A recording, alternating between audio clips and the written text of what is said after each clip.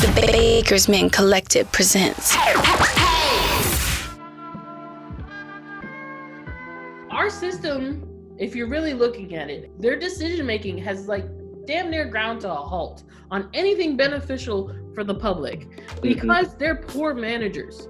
And that's the only way I can put it in a structure that I can understand. Like, our government, the management of this country is trash. And it's trash, and I'm not speaking just about Trump. It's trash because every other country came together and was like, yo, we just gonna send you a check for this amount of months. And so all they had to do was just extend how many months they were doing it. They set the system up to make sense right away. You know, what if it doesn't just take 2 or 3 months? What if it just takes 6 months? Whatever.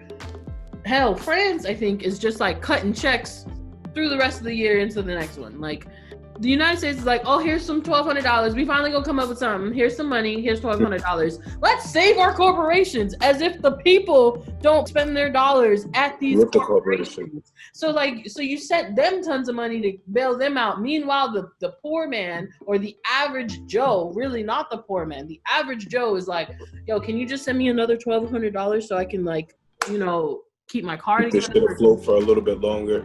You know, so what if you had just said, let's give them $1,200 from March to June. Let's every month, $1,200 from March to June, instead of making them go from your $1,200 plus unemployment, and then now, of course, the scamming that's going on in unemployment, all of that's going to come down to money is just made up shit.